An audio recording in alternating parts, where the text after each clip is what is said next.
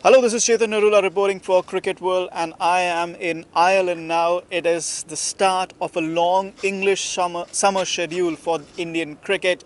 It starts with two T20s in Ireland, followed by a T20 series in England, an ODI series in England, and then 5 test matches.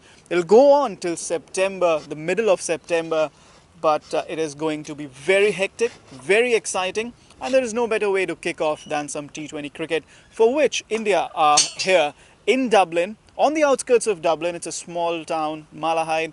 I hope I'm pronouncing it right. I'm not sure how it is pronounced in the Irish language, but yes, and this is a quaint little ground you can see behind me. It's called the Village. And the thing about this cricket ground is that everybody here, everything here is a temporary structure, starting from the players' dressing room to the media center to the stands that you see behind me. So everything is a temporary structure. It is a pop-up ground, really. And apart from the small clubhouse to my right, everything is has been brought here, has been built up for this occasion, which is India touring Ireland for the first time since 2007. India have only come here to Ireland for one ODI, that was in 2007, and Rahul Dravid was captain then. They won it. They had three players back then: Dinesh Karthik, Suresh Raina, and MS Dhoni, who are currently in the same side. But apart from that, you also have. Apart from that, India have only played Ireland 4 times total, 3 ODIs and a T20. So that 2007 was the first ODI, and then they have played them in 2011 World Cup, that was in India, and then they played them at 2015 World Cup. So 3 ODIs and a T20. The T20, the only T20 India and Ireland have played, that is in 2009, which was the World T20 in England. So this is going to be only the second T20 between Ireland and India.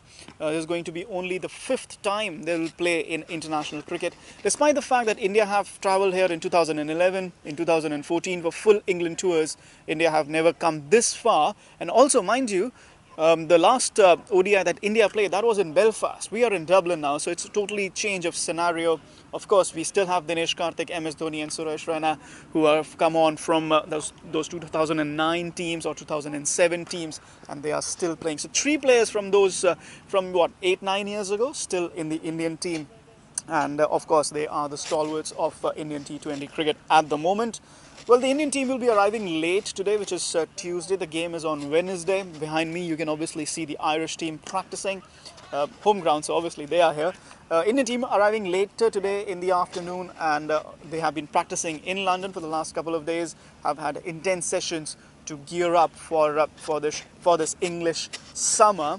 And they will want to kick it off on a winning note. A couple of topics regarding their team selection. You have KL Rahul, who's been a permanent fixture in the T20 side, but he could be the number 4 in ODIs as well.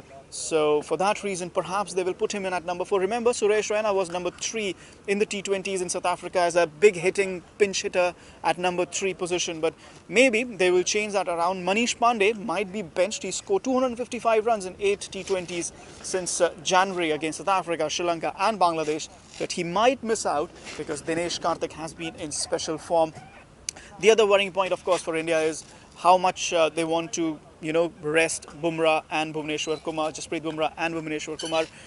Remember, they have been playing a bulk of ODIs and T20s for India in the last 6 to 8 months. So whether they want to give a run out to Umesh Yadav, answer the hot call, remains to be seen. As concerns Ireland, there are also 3 players who've played India before in T20 cricket. They are skipper and wicketkeeper Gary Wilson, former skipper William Porterfield, and their star all-rounder Kevin O'Brien. I remember a bit of Kevin O'Brien. I saw him at Bangalore play against England in the 2011 World Cup. It was a stunning knock which beat England and figuratively put them out of the World Cup contention for that particular tournament. Apart from that, obviously he's also scored the Test century for Ireland against Pakistan at the same ground, which was last month. So from Test to T20, it's been a journey for Irish cricket. It's a bit disappointing, of course, that they will not be part of the World Cup next year.